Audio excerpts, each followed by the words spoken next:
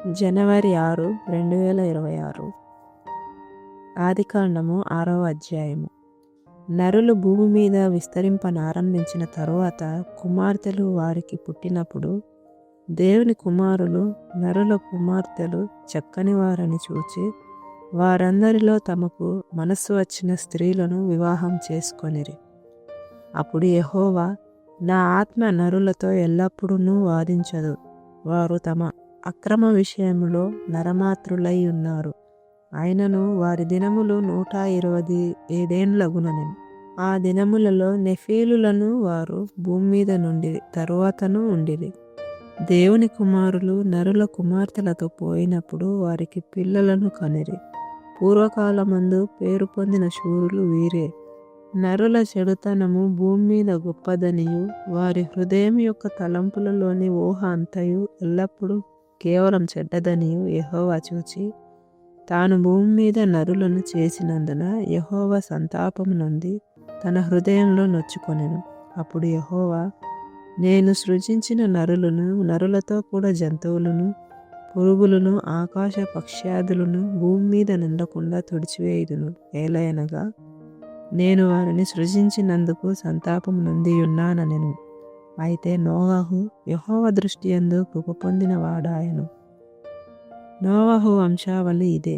నోవహు నీతిపరుడును తన తరములో నిందారహితుడనై ఉండెను. నోవహు దేవునితో కూడా నడిచినవాడు. షేము, హాము, యాపేతను 3 కుమారులను నోవహు కనెను.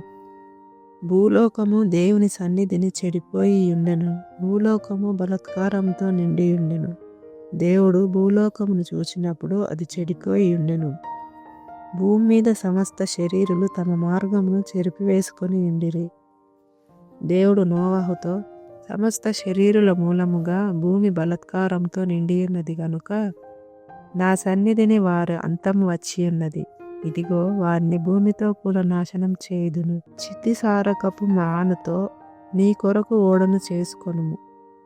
అరలు పెట్టి ఆ ఓడను చేసి లోపటను వెలుపటను దానికి కీలు పూయవలెను. నీవు దాన్ని చేయవలసిన విధమిది. ఆ ఓడ 300 మూరల పొడుగును 50 మూరల వెడల్పును 30 మూరల ఎత్తును గలదై ఉండవలెను. ఆ ఓడకు కిటికీ చేసి పైనుండి 3 క్రిందికి దాన్ని ముగించవలెను. ఓడ తలుపు దాని ప్రక్కను ఉంచవలెను. క్రింది అంతస్తు 2వ అంతస్తు 3వ అంతస్తు గలదిగా దాని చేయవలెను. ఇదిగో నేనే జీవవాయువు గల సమస్త శరీరులను ఆకాశం క్రింద నిండకుండా నాశనం చేయుటకు భూమి మీదికి జల ప్రవాహము రప్పించుచున్నాను. లోకమందున్న సమస్తమును చనిపోవును. అయితే నీతో నా నిబంధన స్థిరపరచుదును. నీవును నీతో కూడా నీ కుమారులను నీ భార్యయే నీ కోడళ్లను ఆ ఓడలో ప్రవేశింపవలను. మరియు నీతో కూడా వాటిని బ్రతికించి ఉంచుకొనుటకు సమస్త జీవులలో అనగా సమస్త శరీరుల యొక్క ప్రతి జాతిలోనివి 2 చొప్పున నీవు ఓడలోనికి తేవలను. వాటిలో మగదియు ఆడదియు నుండవలను. నీవు వాటిని బ్రతికించి ఉంచుకొనుటకై వాటి జాతుల ప్రకారము పక్షులలోను వాటి జాతుల ప్రకారము జంతువులలోను వాటి జాతుల ప్రకారము నేలను ప్రాకు వాటన్నిటిలోను ప్రతి జాతిలో 2 చొప్పున నీ యొద్దకు అవి వచ్చును. మరియు తినుటకు నానా విధములైన ఆహార పదార్థములను కూర్చుకొని నీ దగ్గర ఉంచుకొనుము. అవి నీకును వాటికిని ఆహారమగునని చెప్పెను. నోవహు అట్లు చేసెను.